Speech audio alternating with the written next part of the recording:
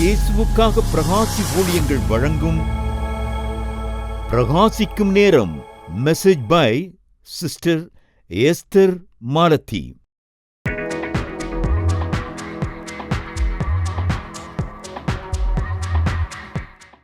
கிறிஸ்துவுக்குள் பிரியமானவர்களே, பிரகாசிக்கும் நேரம் என்கிற இந்த நிகழ்ச்சியின் மூலமாக நாம் தியானிக்க போகிற தேவ செய்திக்கு உரிய வேத வசனத்தை வாசிப்போம். எபேசியர் 5ஆம் அதிகாரம் 17ஆம் வசனம். ஆகையால் நீங்கள் மதியற்றவர்களாயிராமல் கர்த்தருடைய சித்தம் இன்னதென்று உணர்ந்து கொள்ளுங்கள். புரியுதுங்களா? மதி என்று சொல்லும்போது அறிவு.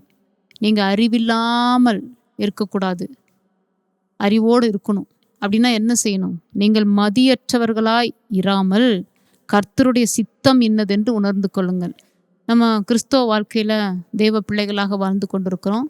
ஆனால் இன்னைக்கு அநேகர் தேவனுடைய சித்தத்தை நிறைவேற்ற முடியாமல் தவித்து கொண்டிருக்கிறாங்க.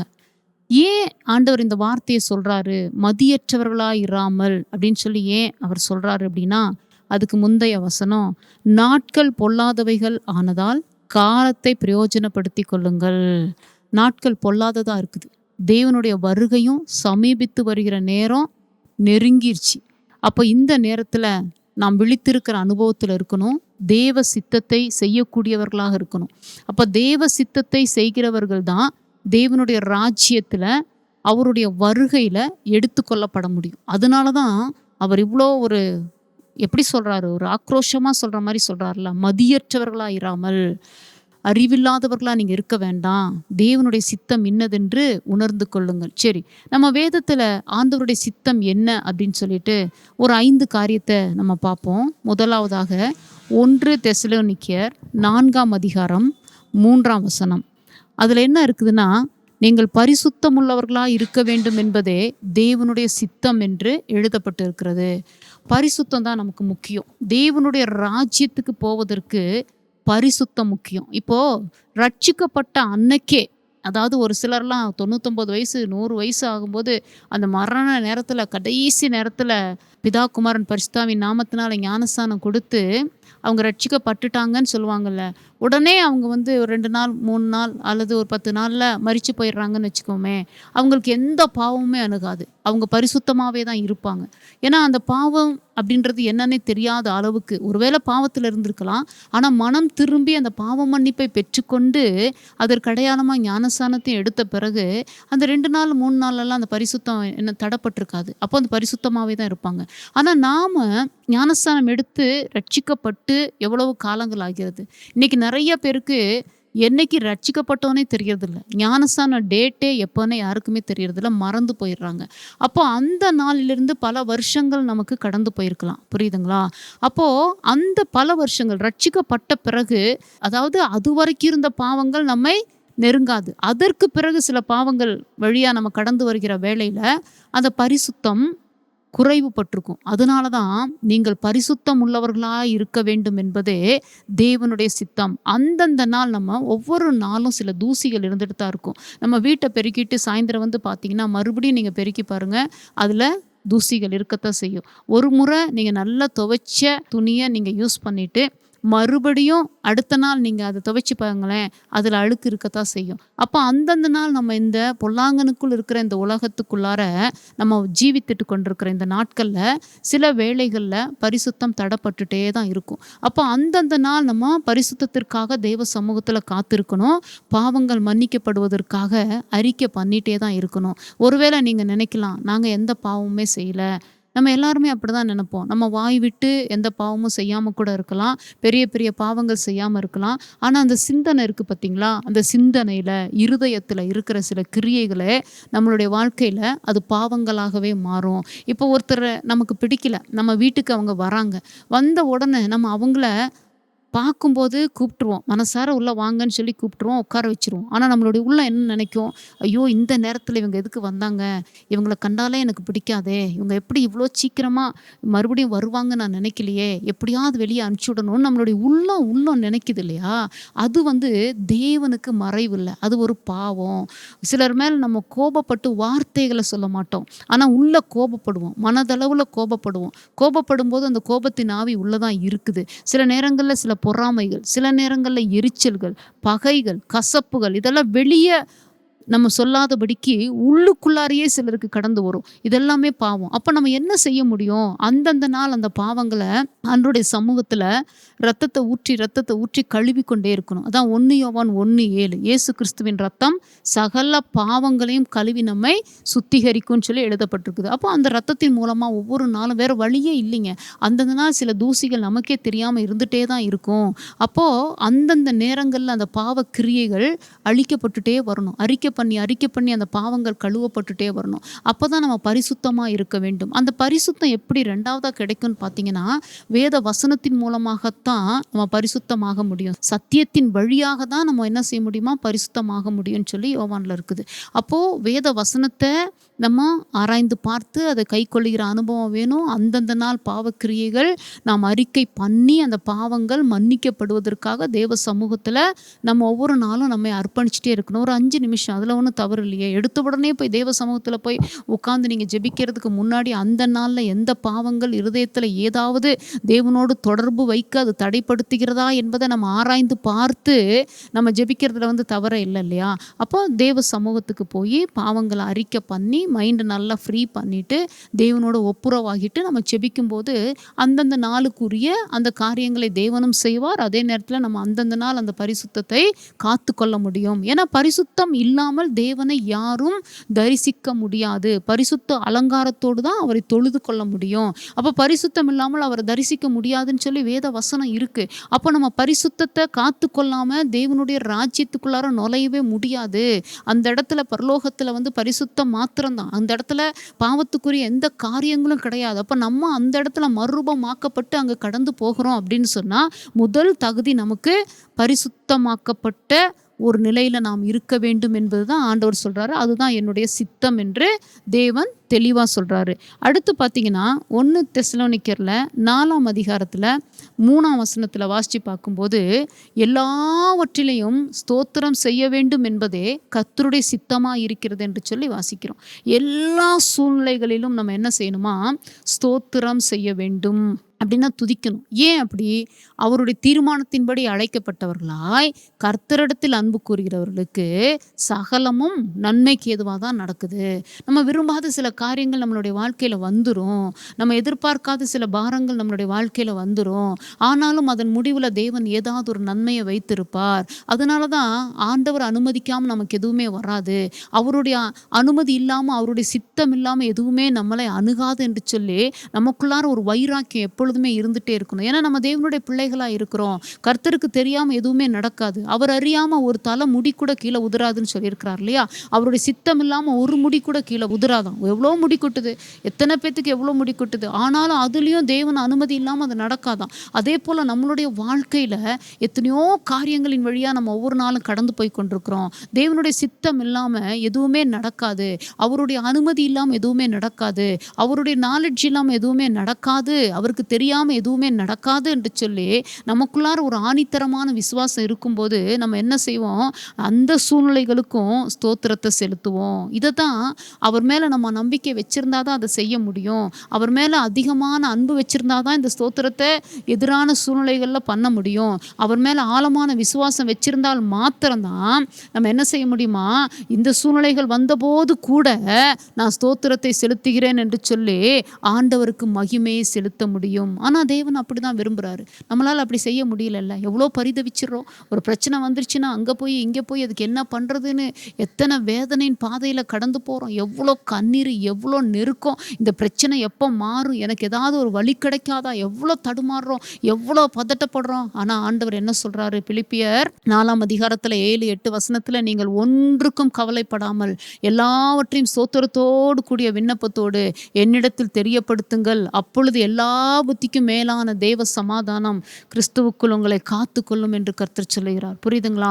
அப்போ ஒன்றுக்கும் கவலைப்பட வேண்டாம். ஏன் இதுக்கு கவலைப்படுறீங்க? நீங்க எல்லா சூழ்நிலைகளுக்கு மத்தியில ஸ்தோத்திரத்தை செலுத்துங்க. ஸ்தோத்திரத்தை மட்டும் செலுத்தி காத்துருங்க. அந்த ஸ்தோத்திரமே உங்களுடைய வாழ்க்கையில அற்புதத்தை கொண்டு வரும். அந்த ஸ்தோத்திர பலியிடுகிறவன் தேவனை மகிமைப்படுத்துகிறான். அப்போ சூழ்நிலைகள் நெருக்கமான நேரத்துல நீங்கள் ஸ்தோத்திரங்களை ஏறெடுக்கும் போது தேவநாமம் மகிமைப்படுகிறது. அப்போ தேவநாமம் மகிமைப்படும் போது என் நாமத்தை பிரஸ்தாபமாக்குகிற எந்த எந்த ஸ்தானத்திலும் நான் உன்னிடத்தில் வந்து உன்னை ஆசீர்வதிப்பேன் என்று சொல்லுகிற தேவன் நம்மிடத்துல வந்துடுறாரு. அந்த சூழ்நிலைகளுக்கு மத்தியிலையும் வந்துடுறாரு. ஏன் சில எதிரான சூழ்நிலைகள் கடந்து வருகிறது, அதுலயாவது நம்ம கர்த்தரை விட்டு விலகிற மாட்டோமா, டிப்ரெஷன் ஆயிர மாட்டோமா என்று சாத்தானுக்குள்ளார ஒரு எதிர்பார்ப்பு இருந்துட்டே இருக்கும். ஆனா ஆண்டவர் என்ன செய்வார்? இல்ல, என்னுடைய பிள்ளை என்னை விட்டு போகமாட்டா, கிறிஸ்துவின் அன்பை விட்டு என்னை பிரிப்பவன் யார் என்று பவுல் சொன்னார்ல, அது மாதிரி இவளும் காத்திருப்பா, என்னுடைய மகனும் காத்திருப்பான், நிச்சயமா அவனுக்கு நான் நன்மை செய்யணும்னு சொல்லி அவர் ஒரு பக்கம் இறங்குவாருங்க. அதனால நம்ம அந்த நேரங்கள்ல, அந்த சோதிக்கிற நேரங்கள்ல, சோதனை காலகட்டத்துல ரொம்ப கவனமா இருக்கணும். ரொம்ப ஞானமான முடிவை எடுக்கணும். அந்த நேரத்துல பரிதவிச்சு ஆண்டவரை துக்கப்படுத்துகிற வார்த்தைகளோ, வேதனைப்படுத்துகிற வார்த்தைகளோ, தேவ நாமத்தை தூஷிக்க வைக்கிற வார்த்தைகளோ எதுவுமே நம்ம வாயிலிருந்து வந்துவிடக் கூடாதபடிக்கு ஸ்தோத்திரங்களை செலுத்தி காத்திருக்க வேண்டும் என்று கர்த்தர் விரும்புகிறார். புரியுதுங்களா? ஸ்தோத்திரங்களை செலுத்தி காத்திருக்கணுமா. அந்த நேரத்துல எல்லாவற்றிலும் ஸ்தோத்திரம் செய்வதே தேவனுக்கு பிரியமாயிருக்கிறது, தேவனுக்கு சித்தமாயிருக்கிறது. எல்லா சூழ்நிலைகளிலும் ஸ்தோத்திரம். அதனாலதான் யோபு பாருங்க, அந்த எல்லா நஷ்டமும் வந்துருச்சு, பிள்ளைகளும் இறந்துட்டாங்க. அந்த நேரத்துல கர்த்தர் கொடுத்தார், கர்த்தர் எடுத்தார், தேவனுடைய நாமத்துக்கு ஸ்தோத்திரம். எப்படி எல்லாராலையும் சொல்ல முடியாது. ஆனா அதுதான் தேவ சித்தம். ஆனா கடைசியில யோபுவுக்கு என்ன நடந்துச்சு? ரெட்டிப்பான நன்மையை தேவன் கொடுத்தார். காத்திருந்த வேலை உபத்திரவ குகதான், வேதனை தான். ஆனா முடிவு பாருங்க எவ்வளோ நன்மையா இருந்துச்சு. அதே மாதிரி நம்ம ஆண்டவர் நம்மளுடைய சூழ்நிலைகளுக்கு மத்தியில எதிர்பார்க்கிறாருங்க. நம்ம அப்படியாக ஸ்தோத்திரத்தை செலுத்தி காத்திருக்கும் போது பவுல் சொல்றாருல, நான் விசுவாசித்திருக்கிறவர் இன்னார் என்று அறிந்திருக்கிறேன், அவரிடத்தில் நான் ஒப்பு கொடுத்ததை அவர் அந்நாள் வரைக்கும் நிறைவேற்ற வல்லவராய் இருக்கிறார் என்பதை நான் நிச்சயத்தும் இருக்கிறேன், அதன் நிமித்தம் நாம் வெட்கப்படுவதில்லை. அப்ப எதிரான சூழ்நிலைகள் நம்மளுடைய வாழ்க்கையில வரும்போது நாம் ஸ்தோத்திரங்களை செலுத்தும் போது நாம் ஒருபோதும் என்ன செய்ய மாட்டோம்? வெட்கப்பட்டு போவது இல்லை. இதை நாம புரிந்து கொள்ளணும். அடுத்ததாக பார்க்கும்போது 1 தீமோத்தேயு 2ஆம் அதிகாரம் 4ஆம் வசனம். அதுல என்ன ஒரு வார்த்தை இருக்குது அப்படின்னு சொன்னா, எல்லா மனுஷரும் ரட்சிக்கப்படவும் சத்தியத்தை அறிகிற அறிவு, அப்படின்னா கர்த்தரை அறிகிற அறிவுல வளரவும், சத்தியத்தை அறிகிற அறிவை அடையவும் அவர் சித்தமுள்ளவராயிருக்கிறார். ஆதியில வார்த்தை இருந்தது, வார்த்தை தேவனிடத்தில் இருந்தது, அந்த வார்த்தை தேவனாகவே இருந்தது. அந்த வார்த்தை தான் சத்தியம்.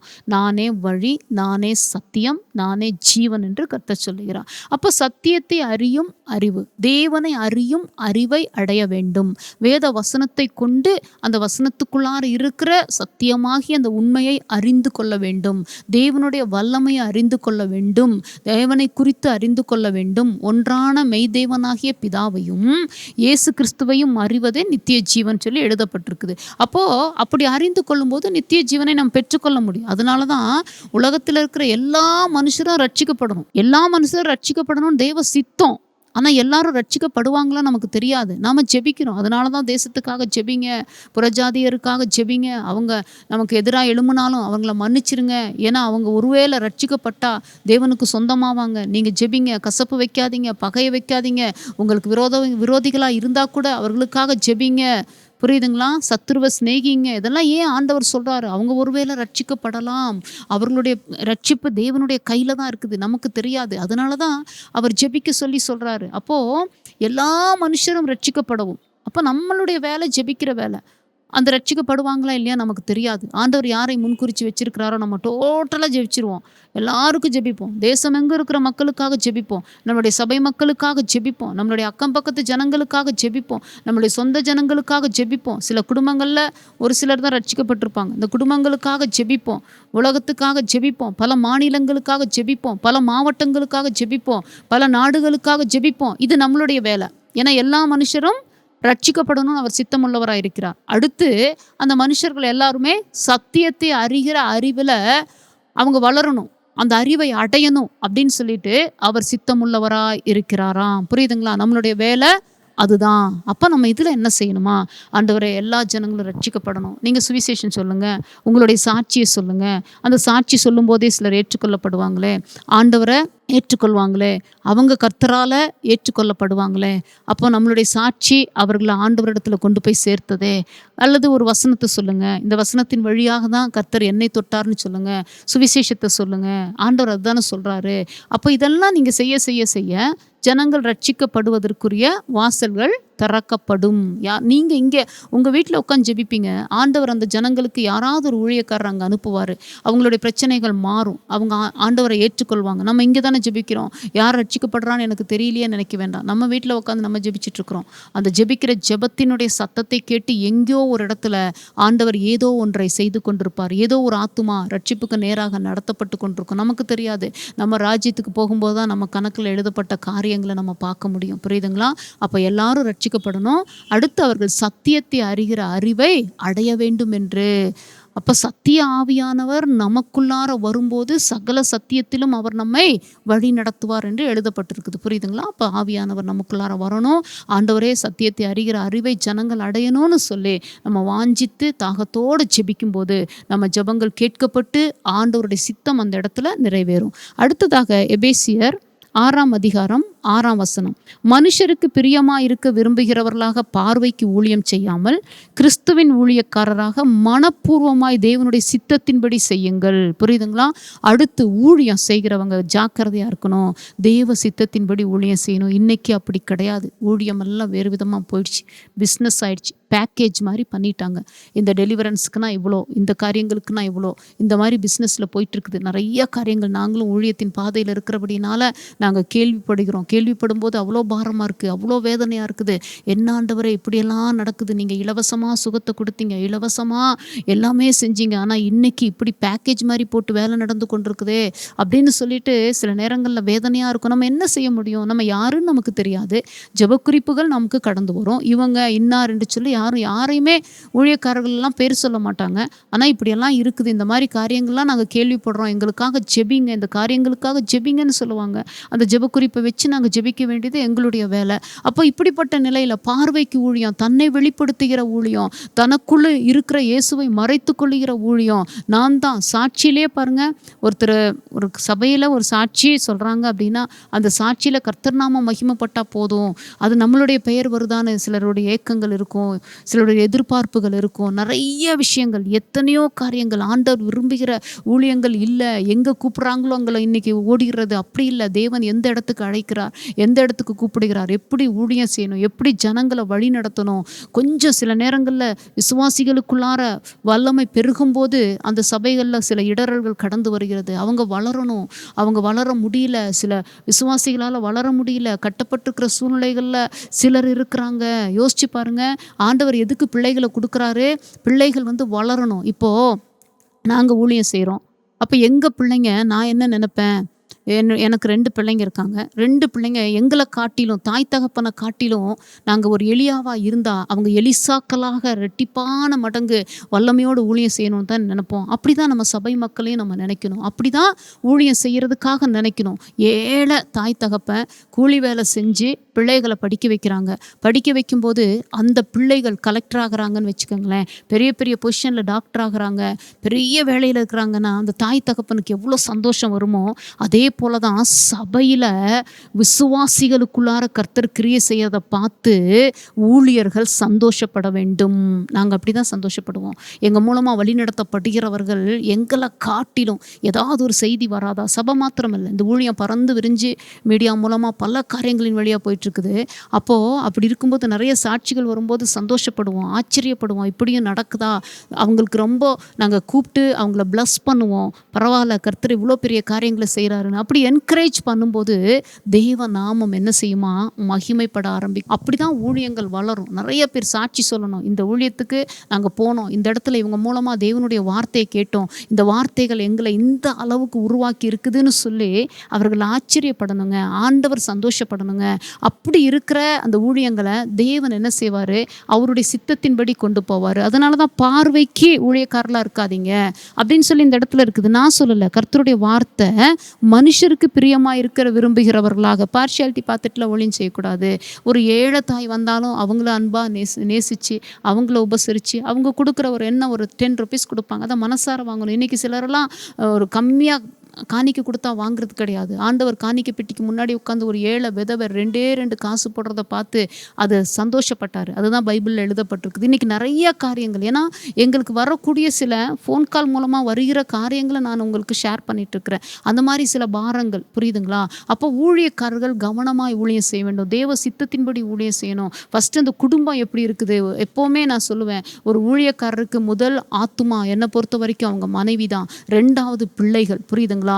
அப்போ அந்த 3 பேர், எத்தனை பிள்ளைங்க, 2 பேர்னு வச்சுக்கலாமே அல்லது 3 பேர்னு வச்சுக்கலாமே, அவங்கள முதலாவது அந்த ஊழியர் தேவன் விரும்புவார். தேவன் விரும்புகிறத சொல்கிறேன், கரெக்டாக வழி நடத்தி அந்த குடும்பத்தை சரியானபடி கொண்டு போகும்போது தான் நம்பி அந்த சபை மக்களை தேவன் கொடுப்பார். இன்றைக்கி நிறைய மக்கள் வந்துட்டாங்கன்னு சொல்லிட்டு நம்ம அதை சந்தோஷப்பட்டிருக்க முடியாது. அந்த மக்களை எப்படி வழி நடத்துகிறோம்? சில சபைகளில் ஜனங்களே இருக்க மாட்டாங்க, ஆனால் அந்த கொஞ்சம் ஜனமாக இருந்தாலும் ராஜ்யத்துக்கு நேராக அவர்கள் நடத்தப்பட்டுட்டு இருப்பாங்க, புரியுதுங்களா? நிறைய ஜனங்கள் இருப்பாங்க. சில சபைகளில் நிறைய ஜனங்கள் இருந்தால் அவர்கள் எப்படி நடத்தப்படுறாங்க நமக்கு தெரியாது. நான் குறையோ குற்றமோ எதை பற்றியுமே சொல்ல மாட்டேன். வரக்கூடிய சில வார்த்தைகளை வைத்து பேசிக்கொண்டிருக்கிற ஒரு சூழ்நிலைகளாக இருக்கிறது. ஏன்னா சில அனுபவங்கள், சில காரியங்கள், சில பாரங்கள், நாங்கள் ஜெபிப்போம், வேறு ஒன்றும் செய்ய மாட்டோம். ஆண்டவரே நீங்கள் தொடுங்க, ஆண்டவரே இந்த ஜனங்களுக்குரிய இளைப்பாறுதல் கரெக்டாக கிடைக்கணும், இந்த ஜனங்களுக்குரிய ஆகாரம் கரெக்டாக கிடைக்கணும். தேவனுடைய வாரத்துக்கு ஒரு நாள் அந்த வார்த்தையை சரியாக ஜனங்களுக்கு ஊழியர்கள் மூலமாக நீங்கள் பேசுங்க ஆண்டவரே. ஊழியர்களுக்குள்ளார நீங்கள் கிரியை செய்யுங்கப்பா. எந்த பணமோ மற்ற காரியங்களோ ஆண்டவரை எந்த ஊழியர்களையும் ஆண்டவரை டைவர்ட் பண்ணிவிடக்கூடாது என்று சொல்லி நாங்கள் ஜெபிப்போம், பாரத்தோடு ஜெபிப்போம். ஏன்னா இது என்னுடைய பாரத்தை காட்டிலும் இந்த இடத்துல அந்த பாரம், மனுஷருக்கு பிரியமாக இருக்க விரும்புகிறவர்களாக, பார்வைக்கு ஊழியம் செய்யாமல் கிறிஸ்துவின் ஊழியக்காரராக எப்படி செய்யணுமா? மனப்பூர்வமாய் தேவனுடைய சித்தத்தின்படி செய்யுங்கள். மனப்பூர்வமாக அந்த ஊழியத்தை செய்யணும். அப்போ தான் அது உண்மையான ஊழியமாக இருக்கும்.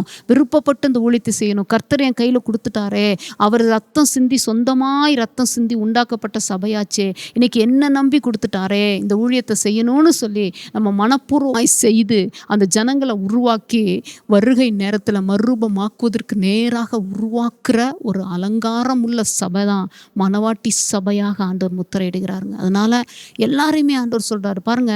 மத்தேயு 7ஆம் அதிகாரம் 21வது வசனத்தில் வாசிக்கும்போது, பரலோகத்தில் இருக்கிற என் பிதாவின் சித்தத்தின்படி செய்கிறவனே பரலோக ராஜ்யத்தில் பிரவேசிப்பானே அல்லாமல் என்னை நோக்கி கர்த்தாவே கர்த்தாவே என்று சொல்லுகிறவன் அதில் பிரவேசிப்பதில்லை. பரலோக ராஜ்யத்தில் பிரவேசிக்கணும்னாலே தேவ சித்தம். அதுக்கு முன்னாடி பார்த்தீங்கன்னா, அந்நாளில் அநேகர் என்னை நோக்கி கர்த்தாவே கர்த்தாவே உமது நாமத்தினாலே தீர்க்க தரிசனம் உரைத்தோம் அல்லவா, உமது நாமத்தினாலே பிசாசுகளை துரத்தினோம் அல்லவா, உமது நாமத்தினாலே அநேக அற்புதங்களை செய்தோம் அல்லவா என்பார்கள். இதெல்லாம் ஊழியர்களை குறித்து சொல்றது.